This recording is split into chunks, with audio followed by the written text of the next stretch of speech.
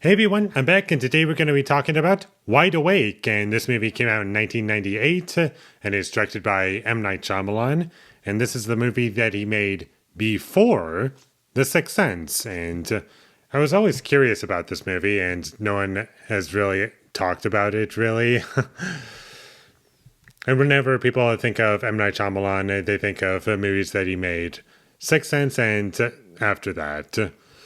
No one talks about his movies that he made before that. And he had two movies. One was Praying with Anger, and the other is this, Wide Awake.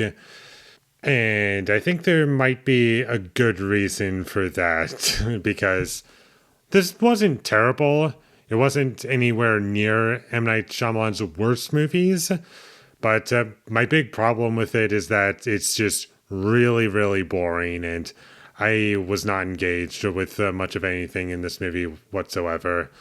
I do think that the movie looks nice, and it has the feel of what you would want from a good M. Night Shyamalan movie, like from his early days. It does have things that I do like about his movies. And it's sprinkled in this movie somewhat, and it's kind of like a kid's movie, a family drama somewhat. And there were scenes that I kind of liked. I loved the scenes with the grandpa character, even though they're just flashbacks, but I do think that they were effective scenes in the movie. And I did like how things were being set up in the beginning. And for the first 10 minutes, I was actually kind of enjoying it. And I was like, oh, things are surprisingly well set up. I like what's being shown here, and it's actually working for me, surprisingly. It's nice and simple. There's some interesting shots also that complement the movie. And the kids in this movie actually felt like kids in this movie. They never once felt like they were talking like adults. That was another thing that worked. And this movie kind of started strong, but about, I don't know, 15, 20 minutes into the movie, I was like, what do I actually care about in this movie? Because after the second flashback, I believe, this movie just stopped working for me, and I was no longer invested in anything that was going on. I was so bored. I wanted to fall asleep, but I had to stay awake, no pun intended when I say that, because had I not recommended this movie to myself, I probably would have shut it off about 30 minutes into it. And this movie had such an awful sense of pacing, and I wish that it was moving faster. And it's slightly under an hour and a half, but it felt like 3 hours to me. It was so slow. I could not get into anything in this movie, and it was very repetitive. Scenes just seemed to happen left and right that didn't really have much of a purpose. And when I say that, I mean scenes happen and there's subplots introduced in this film, but shortly after they're mentioned, like a scene later, it's like, hey, where did that go? Like the main character, he wants to play football, and his parents are like, no, we don't want you to play football. And eventually he does convince them to let him play football. And the next scene, we see him playing football. And then after that, where is football? You never see it again for the rest of the movie. I like the idea for the plot of this movie. I do think that it has some interesting ideas, and it's not a bad starting point. Unfortunately, they just don't do anything with it, aside from having a couple of good ideas in there.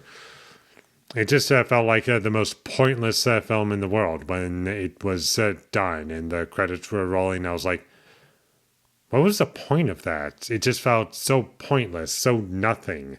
I wanted an experience, and all I got was a film that was very forgettable. And honestly, by the time I wake up tomorrow morning, I'm going to forget completely that I watched this movie. And the only way that I'm going to remember anything about this movie is that I looked through my notes again, and I was like, oh yeah, I kind of remember this in the film. But aside from that, there's really nothing to take away from this movie. It's just so hollow and slow. I do feel as though there was too much narration in this movie to the point where I couldn't really interpret what was going on in each scene. Instead, the movie just decides to spell everything out for you in case you can't keep up with what's going on. Some of the performances at times were a bit weak, but it didn't ruin the movie for me. luckily, but there were also a ton of scenes in this movie that would just go by and they just left no impact on me. And that's part of why I'm so upset with this movie is that I just feel like I just wasted my time. Like I didn't need to watch this. And it was easily one of M. Night Shyamalan's most boring movies that I've ever seen. Quite possibly the most boring as of recording this. Like, I just got nothing out of this, and I never wish to see this movie again. So, skip this movie if you ever come across it. It's not worth watching. It's really boring. It's not offensively bad. It's just so hollow and nothing.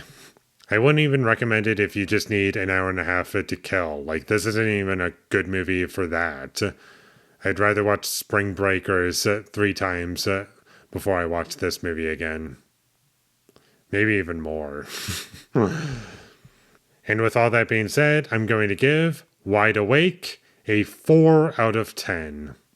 Thank you for watching my videos. As always, if you enjoyed this review, be sure to leave a like and comment down below you thought of Wide Awake, and my social media links, they will all be in the description, so follow me there.